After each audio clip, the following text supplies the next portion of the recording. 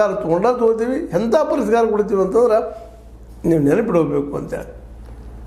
ಅಮೇರಿಕೆಯ ಈ ಒಂದು ಏನು ನೆಲೆಗಳಿದ್ದಾವ, ನೌಕಾನೆಲೆ ಅಲ್ಲರಿ, ಮತ್ತು ಶಸ್ತ್ರಾಸ್ತ್ರ ನೆಲೆಗಳು ಈ ಒಂದು ದಕ್ಷಿಣ ಏಷ್ಯಾದಲ್ಲಿರಲಿ ಅಥವಾ ಮಿಡ್ಲ್ ಏಷ್ಯಾದಲ್ಲಿರಲಿ, ಅದು ನಮ್ಮ ಸುತ್ತಮುತ್ತ ಇರಾಕ್ ಸುತ್ತಮುತ್ತ ರಾಷ್ಟ್ರಗಳಲ್ಲೇ, ಅರಬ್ ಕಂಟ್ರಿಗಳಲ್ಲೇ ಅಲ್ಲೆಲ್ಲ ಇವರು ಸೈನ್ಯ ನೆಲೆಯನ್ನು ಮಾಡ್ಕೊಂಡಿದ್ದಾರೆ ಅಮೇರಿಕ. ಹೌದ್ರೆ ನಾವು ಉಳಿಸೋದಿಲ್ಲ. ಅದೇ ಕಾಲಕ್ಕೆ ಇಸ್ರೇಲನ್ನು ಸಹಿತ ನಾವು ಪೂರ್ತಿಯಾಗಿ ನಾಶ ಮಾಡ್ತೀನಿ ಅನ್ನುವಂಥ ಆ ದಿಶೆಯಲ್ಲಿ 40ಕ್ಕೂ ಹೆಚ್ಚು ಬಾಂಬ್ಗಳನ್ನು ಅಲ್ಲಿ ಹಾಕಿದ್ದಾರೆ, ಇಸ್ರೇಲ್ ಮೇಲೆ ಹಾಕಿಬಿಟ್ಟಿದ್ದಾರೆ. ಇಸ್ರೇಲ್ ಮೇಲೆ ಕೊರಾಮ್ ಶರ್ ಅನ್ನುವಂಥ 4 ಭೀಕರವಾದಂಥ ಕ್ಷಿಪಣಿಗಳನ್ನ ಹಾಕಿ ಆ ದೃಶ್ಯಗಳು ನೋಡಿದ್ರೆ ಯಾರಿಗಾದರೂ ಆಶ್ಚರ್ಯ ಅನ್ನಿಸ್ತದೆ. ಇರಾನ್ ತನ್ನ ಕ್ಷಿಪಣಿಗಳ ಮೂಲಕ ದಾಳಿ ಮಾಡಿ ಇಸ್ರೇಲ್ಗೆ ಸಾಕಷ್ಟು ಹೊಡೆತ ಕೊಟ್ಟದಂದರೆ ವರದಿಗಳು ಬರ್ತಾ ಇದ್ದಾವೆ. ಅಂದರೆ ಇದರ ಅರ್ಥ ಏನು ಅಂತಂದರೆ ಈ ಯುದ್ಧ ನಿಲ್ಲುವುದಿಲ್ಲ ಅಂತ.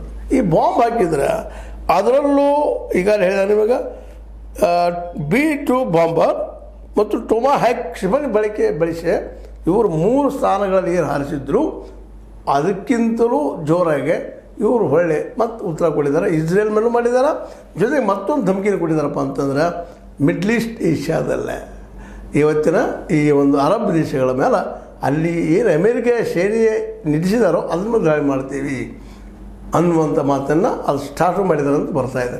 ಎಲ್ಲಕ್ಕಿಂತ ಮುಖ್ಯ ಅಂದರೆ ಟ್ರಂಪ್ ಅವರು ಹೇಳಿದ್ದು 3 ನಾಶ ಮಾಡಿದ್ದೀನಿ ಪರಮಾಣು ಈ ಕೇಂದ್ರಗಳನ್ನದ್ದು, ಇದು ಸುಳ್ಳಾಗಿದೆ ಅನ್ನುವಂಥ ಮಾತು. ಅವ್ರು ಬಂದರು ದೊಡ್ಡ ಹೇಳಿಕೆ ಕೊಟ್ಟರು, ಇನ್ನಾದರೂ ನೀವು ಶರಣಾಗತರಾಗಿರಿ ಮಾತುಕತೆ ಮೂಲಕ